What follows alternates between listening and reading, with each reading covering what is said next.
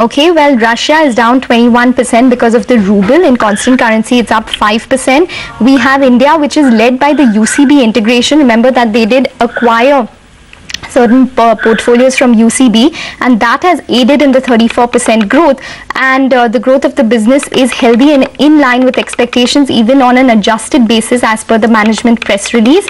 And the European markets, like I mentioned, is up around 14%. We have Sarabjit Kaur Nangra of Angel Broking joining in as well. Sarabjit, what have you made of the Dr. Reddy's numbers?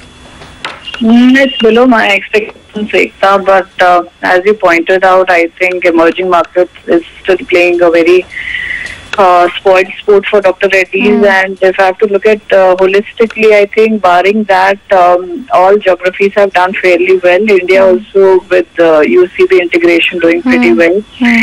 And I guess if emerging markets, which is also one of the profitable areas for Dr. Reddy, would have done well, margins would have been much better actually.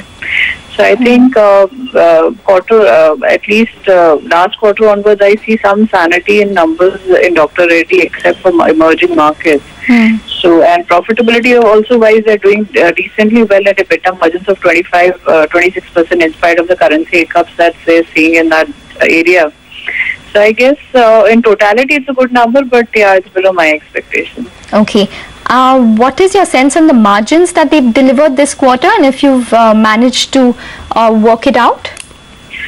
Right now, not worked it out, but I guess in terms of margin, the key driver this quarter has been, I guess, their R&D expenditure has been curtailed. So I don't know whether it's an ongoing stability there or it's just a one-off during the quarter, because that's taken a knock this quarter. And that's also given a flip to the margin. So apart from that, on the operating front, there is a bit improvement in margins, but I guess emerging markets not doing well is not reflected too much in gross levels. So I guess I think if that stabilizes going forward, I guess margins wise also Dr. Reddy will do fairly well. But this quarter I think nothing great. I think even after India and everybody doing well, emerging markets have taken a toll, and that's reflected in gross margin not significantly moving upwards. And R&D has kind of saved them. So that's my take on the margin picture. Okay. Sarabji, the stock has moved down once again as the market digests these numbers, and in their mixed bag as you're highlighting some of the concerns. I want to just get your take and Prakash's take on what next for the stock. Prakash, I mean, everything is, with the context, and the context right now is the overall nature of the market. Today it's a clear pharma day in any case, and after this performance from Dr. Reddy's, what would you do with the stock? Does it merit having it in your portfolio despite the overhang of the FDA concerns? Well, the FDA concerns, of course, have been priced in fully. So I don't see any damage from that side. But as Sarabjit was pointing out, if emerging markets will also to drag things down, the P&L starts weakening quite a bit. But my sense is the India piece is what, of course, it's too small at this point in time. But if that continues to grow and has some momentum, and of course a couple of good currency moves from the emerging markets would change things.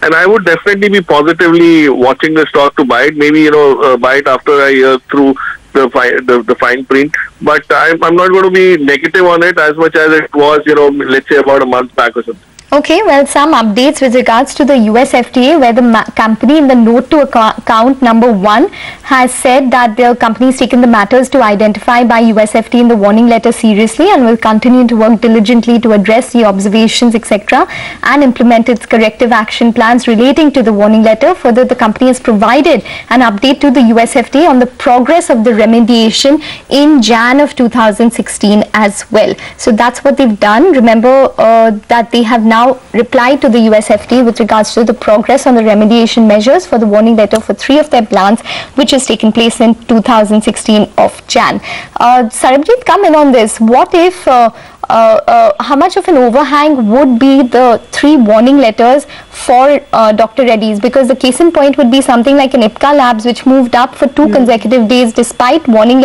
import alerts on 3 of their plants. So will the market possibly just factor in life without these plants for Dr. Reddy's and move on and look at other markets and maybe the US business X of it? See, Ekta, as far as if you look at the moment of Dr. Reddy post the letters came in, I think it's dipped drastically. And even though, I mean, as far as my reading of the numbers and the impact on the numbers, so I think the market is already discounting the worst happening with Dr. Reddy. So I guess any moment on the US FDA front possibly will not be able to spook the stock prices from here, and that's my call, because I think it's already factoring majority of negatives, and with the numbers stabilizing with Dr. Reddy's in most of the geographies, I think if numbers continue to deliver, I think those, it will provide a flow for the current valuations will be a flow rather than any significant downside that should happen. So Sarabjit, I know you'll be working on your numbers, but what has been your call as of now on the stock, and do you think that you might be revising your target price higher or lower? Or would you leave it unchanged after these numbers? See, our numbers actually, we are factoring in the worst happening for Dr. Reddy's. So after that, if the stock is available at attractive valuations, I need not worry about the stock performance. So from that perspective, as I said, I think majority of the negatives are priced in. And USFDA issues are something which is event risk. It is not a long-term business risk to the, it happens for most of the companies, irrespective of the size and the quality of management. So I guess these are the times to get into pharma, and these are the opportunities which pharma companies get into for investors to get in. So we have a buy call on Dr. Reddy's actually right now. Okay, fair enough. Sarabjit as well as Prakash, thanks very much for joining. Your analysis of the Dr. Reddy's numbers. The stock is just about wavering and flitting between red and green, deciding whether it's a good set of numbers or good set of numbers. And just one more incremental piece of news, the incremental charge of 107.5 crores is undertaken this quarter on multiple accounts. So I think there's a total incremental charge of 107.5 crores, which includes a forex loss of around 63 crores, which you had mentioned earlier, Surbhi. So I think the total incremental one-off cost is a little higher, but the stock is still about negotiating with its numbers, down around 1% at this point. All right, so that's Dr. Reddy's, and on that note, we'll wind up this edition of Business Lunch. Thank you for watching Midcap Radar. We'll carry the action forward.